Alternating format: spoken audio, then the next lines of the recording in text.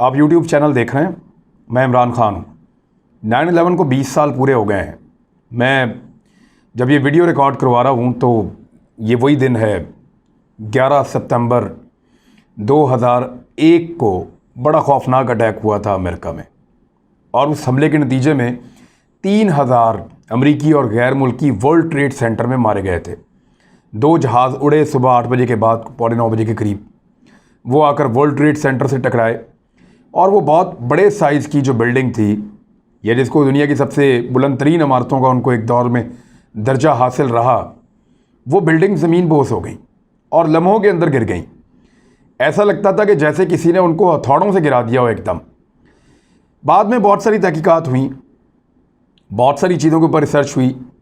ख़ास तौर पे एक मुलिका जो बिल्डिंग्स थी उनके साथ क्या हुआ उस पर भी रिसर्च होती रही। बहुत सारे आदाद शुमार सामने आए, तहकीकात सामने आई, साइंटिफिक रिसर्च इसके ऊपर की गई, और फिर एतराज़ात की एक लंबी फहरिस्त है जो इस हमले के बारे में बनाई गई है।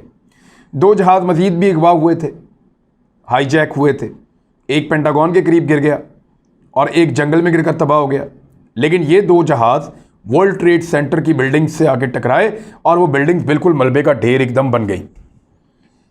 ये जेट फ्यूल, उसके अंदर एक ख़ास किस्म की हिद्दत पैदा होती है। यानी जहाज़ के अंदर जो फ्यूल इस्तेमाल किया जाता है वही वो सबसे गर्म चीज़ हो सकती है जो जली है इस तसादुम के नतीजे में। और जेट फ्यूल इतनी हीट कभी जनरेट नहीं करता या इतनी ज़्यादा गर्मी कभी पैदा नहीं करता जिस गर्मी से वर्ल्ड ट्रेड सेंटर जैसी बिल्डिंगें मलबे का ढेर बन जाएं। साइंसदान इस बात को आज भी मानने को तैयार नहीं है। उनका ये कहना है कि इस बिल्डिंग में, बहरहाल बाद में ये चीज़ें सामने भी आई कि रेनोवेशन के बहाने और कुछ बिल्डिंग के अंदर मुरम्मत के बहाने, कुछ नए काम के बहाने टीमें दाखिल हुई थी चंद दिन पहले वर्ल्ड ट्रेड सेंटर में, और उन्होंने ड्रिलिंग करके इसके अंदर धमाका खेज मवाद नस्ब किया था।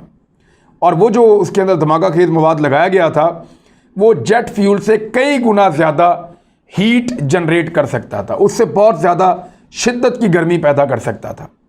इंतज़ार था सिर्फ तैयारे के टकराने का।